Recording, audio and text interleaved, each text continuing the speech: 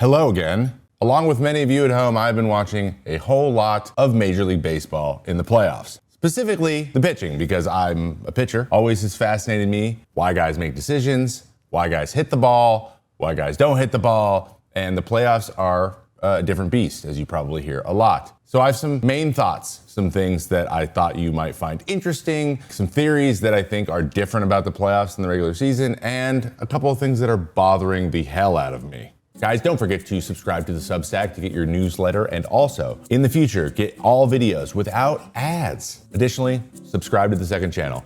Thank you. So I started doing this last year, and I continued this year, specifically in the playoffs, with a series that I call, Was It a Mistake or Was It an Outplay? And what I mean by that is, from the perspective of a pitcher, did that pitcher either make a game plan mistake, something they're trying to throw a pitch somewhere that's not a very good pitch to throw that hitter, or is it an execution mistake? Those things are just considered mistakes. I've always thought about pitching as one of three outcomes. You either make a mistake with what you're trying to do, you either don't throw it where you're trying to throw it and that's your mistake, or they get you. Like, those are the three kind of general outcomes that happen. So I watched the playoffs, and when the homers happen, which are usually the biggest hits in games, I wonder, should they have thrown that there? Were they trying to throw that there? Or did the hitter just do the thing? So I have all of these pitches on overlays, and we're gonna do this John Boy style, starting with the Brewers versus Cubs. We're gonna go through each pitch. We're gonna see where it was with the heat maps. And really quickly, how I get these heat maps is based on expected WOBA, which I used when I played. And that usually just means how likely a hit is to produce a run. So the more red it is, the harder the balls usually hit, generally. That's a generalization you can make. So if Freddie Peralta's right-handed, I filter for against righties, and I use all of the data from this season. So this, for example, is Michael Busch against all right-handed pitcher, all pitches, all year. That gives us enough data to make this look pretty good. So this is a pitch to Michael Busch. See it right there in the middle? That, to me, seems like it could be a mistake. So as you can see, the red there, that is a place that Michael Busch hits the ball hard. This pitch was not located well. I think he wanted it up and away, which, again, I don't know if I would recommend trying to do that very much on purpose either. But getting it up middle, leaving it out there, that is something he crushes, and he got it. And that's gonna be the theme, right? Let's look at the next one. This is Ian Happ versus Peralta. Again, another fastball, did not want it to be in that spot. That's a mistake. Koenig versus Nico Hoerner in the same game. The 3 homers given up by the Brewers with 3 solo shots. No harm, no foul, I guess, when you score 9 runs without hitting anything really but singles, but these still happened. Threw it right up into that spot where he might get it. That's a mistake. That's a mistake. It's funny because usually up is pretty good against Hoerner. He's a good low ball hitter, but there's one spot that's a little close to him high that he's gotten a couple times, and he threw it exactly in that spot. Luis Gil, Vlad Guerrero. There's gonna be a lot of Blue Jays in this. Sorry, Yankees fans. Up and away seems to be his place he likes to hit it. Didn't get up and away. Caught a little bit too much of the plate, though. I think going in there was a pretty good game plan, just didn't quite get it where he needed to get it, and Vlad took advantage of it. But if you're seeing that he hits the ball that hard up and away, why would you not try to throw in? Good game plan, bad execution. Again, this time to Kirk, I think he got outplayed. Because if you look at the spot, it's in. Kirk is a guy who can hit up and down in the middle of the plate really well, but he has the flattest swing in the major leagues. So like, higher than high is really important to go. You gotta go like way up, like almost above his head, so that he can't flatten his swing out enough to hit it. So going in on him usually makes some good sense. He just got him. That's called getting outplayed. That's the tip of the cap. No matter how much it hurts, you gotta tip your cap to the hitter. Again, this one, sinker. That one stayed middle. Again, you can get down and in. Alejandro Kirk does not run very well. So if you wanna get a ground ball, that's a good spot. Unfortunately, did not get it down and in, stayed middle, and that is a mistake. Matt Strahm, Teoscar Hernandez. Tio already has 2 homers in this playoffs. Let's see what he can do against the lefty. Yikes. That's in the red, also known as a mistake. Right down the middle is usually red for most guys, so this one is gonna be a mistake in pretty much every single situation. Troy Melton, versus Julio Rodriguez. Was a pretty good piece of hitting from Julio. It's a little higher than he usually can handle as hard as he did. He went dead center, a little bit oppo. If I'm Troy Melton, I'm okay throwing the ball there, getting the forcing fastball there. He's gonna generally be okay, but he just got him that time. I'm gonna give him an outplay. Gary Carpenter, sinker up above the zone. There's one interesting thing about this. I gave this a mistake because it was a game plan issue for me, but we're gonna be breaking that down a little bit more in our next thought. So hold on to this. I'm giving that a mistake for a very specific reason. We'll call back to it in a minute. Fried Clement. Now, this is a mistake from a location standpoint, but you can see how far out in front of it was. Probably a pretty good pitch. Just got to get it lower than that, because very clearly, Clement hits the ball up in the zone pretty well. I think this is a little bit more of a coin flip. This is still a pretty good piece of hitting, but I think it caught too much of the plate, and I think Fried would agree. They're trying to go in on Vladdy again, because again, up and away, that's his strength. And he got it, man. That's off the plate. That's 96 miles an hour. It just so happened that I think his swing's dialed in. This man is scary right now. I would not want to face him. Ooh, the Dalton Varsho homers are interesting. Again, Will Warren, tough day, giving up 4 home runs in a playoff series. You hate to see it. Yikes. Double yikes.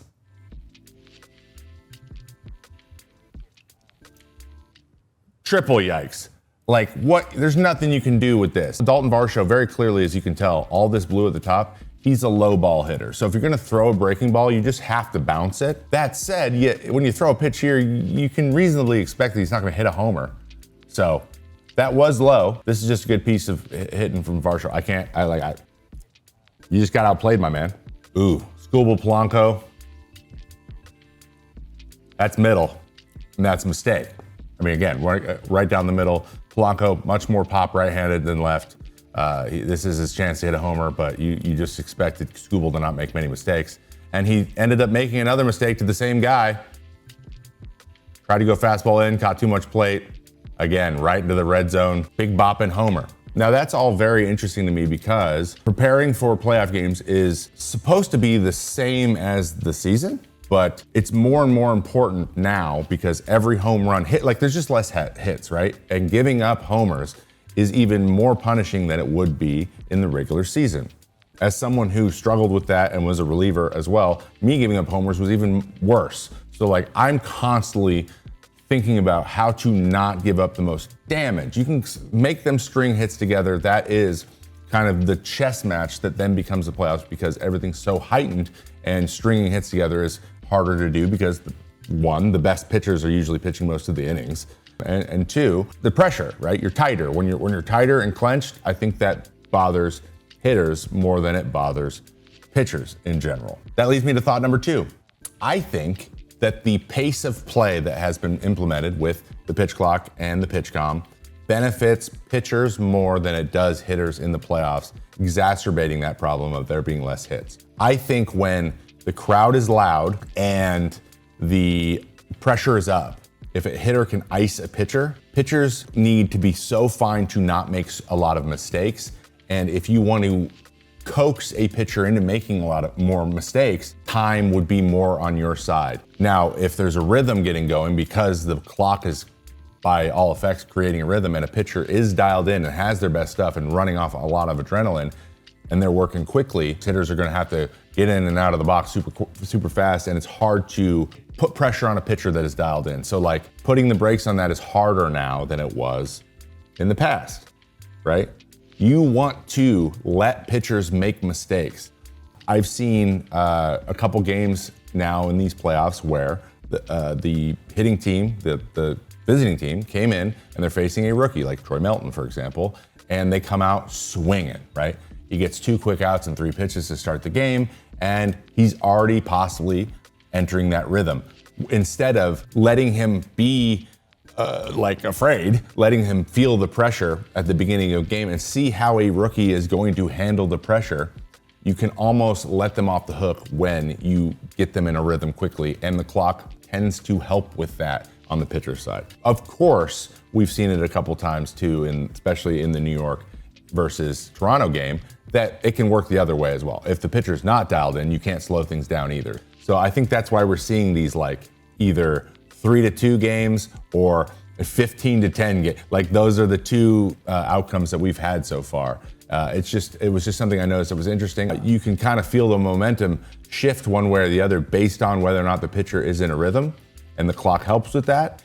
And it's hard to get them out of that rhythm once they're in it. And I think once you see that, you won't be able to unsee it moving forward. Thought number 3, sometimes the simplest option is the best option. There is a little bit of overthinking that I sometimes see on the pitching side, and I have some prime examples, okay?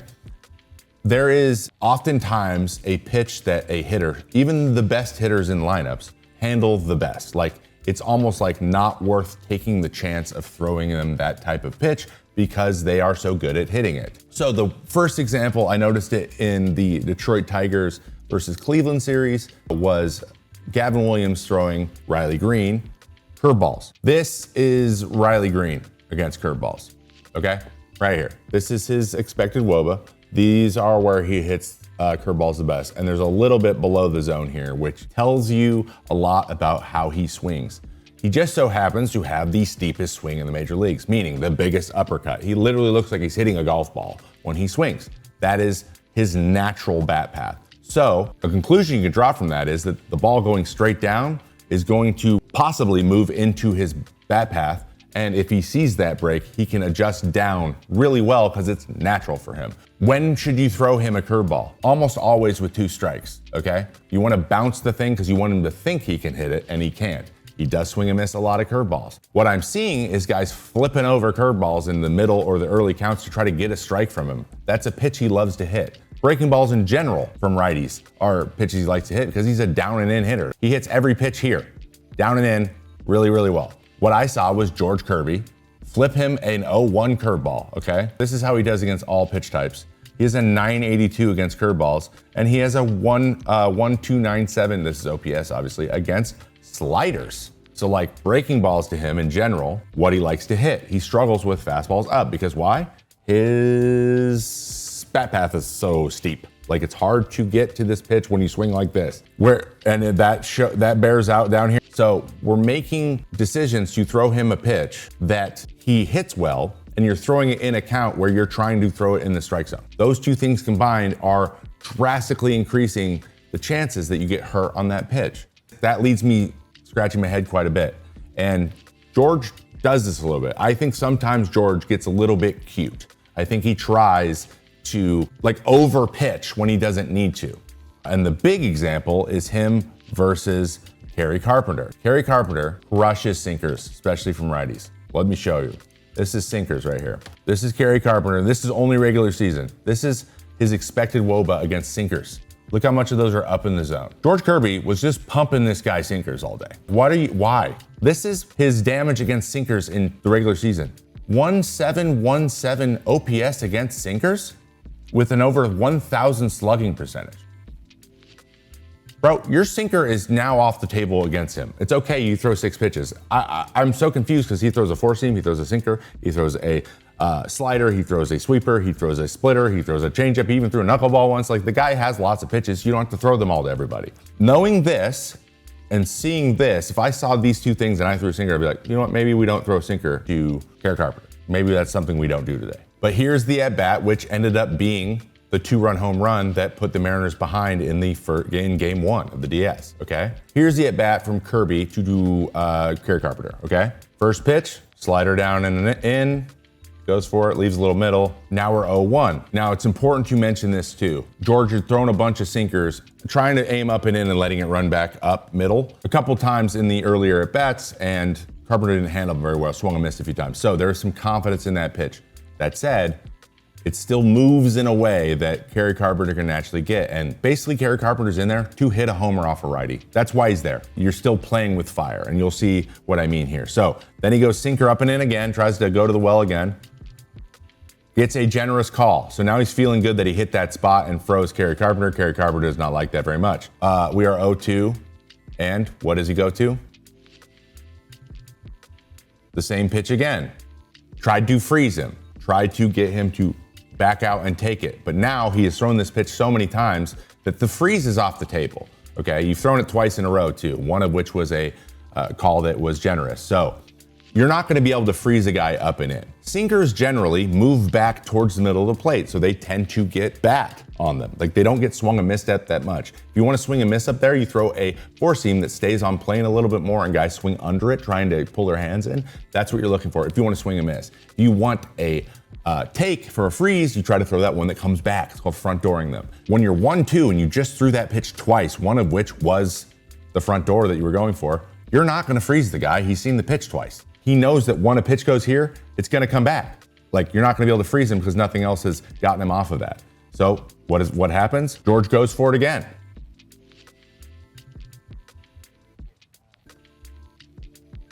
He threw a pitch that was gonna run back towards the middle of the plate to a guy who flattens his swing and hits the top of the zone well. So the pitch was moving back and dropping a little bit, so he's not gonna swing under it. He's gonna get his barrel right on it, and then we have a 2-run homer, 1-2 count. That's what's confusing to me, is like, this pitch is risky and it's gonna be risky over and over again. You're 1-2, there's a guy on second. Minimum you wanna do is give up a soft single in the infield. Like, that's what you want. And sinkers aren't swing and miss pitches. So if you wanna strike out, there was probably 5 better choices than that. This is interesting because this is the game, but it was just something I noticed. I don't know if this is we're going what has been working, or if this is like, was the game plan the whole time. It's just interesting to see. I did this stuff all the time too. You know, sometimes execution doesn't just happen. It's just interesting that sometimes there is a glaring pitch, a pitch that you gotta be okay with saying, I'm not gonna throw that pitch to this guy because he's really good at hitting it. And that's okay, conceding the pitch in this type of situation. In this situation, when you have a 1-0 lead, the worst possible scenario is giving up a 2-run home run, losing the lead with 2 outs and in a 1-2 count. Like, the risk, in my opinion, far outweighs the reward. My last thought for the day: sometimes relievers throw way too much during the season, and that hurts them in the playoffs. You can't throw a high 70s appearances and be expected to go through 10+ times in the playoffs.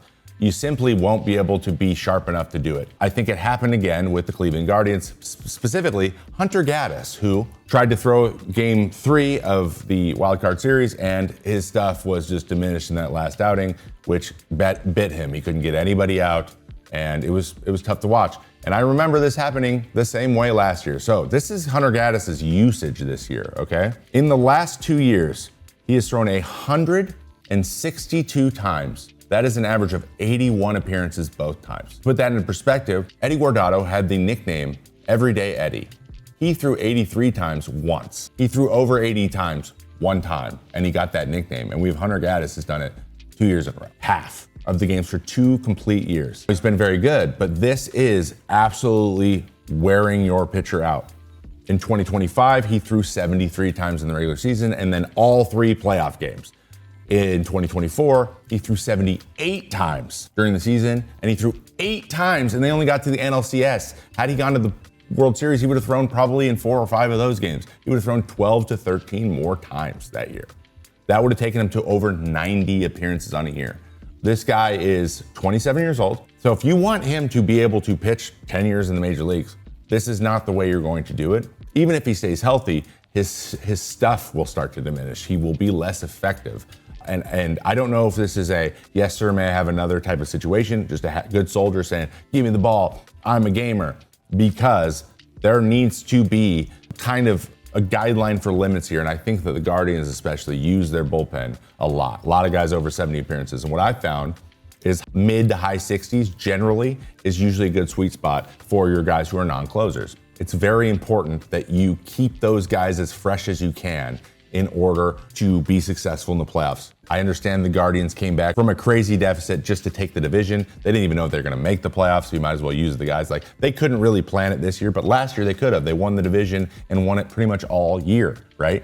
So it's something to pay attention to, something that is always close to my heart, that there is a sweet spot in here and a way to manage your bullpen well.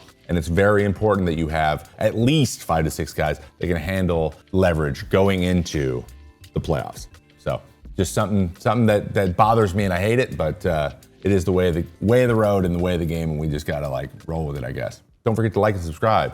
You know, subscribe to the second channel, more Mayday, And I'll see you next time on Trevor May Baseball. Have a great rest of your week.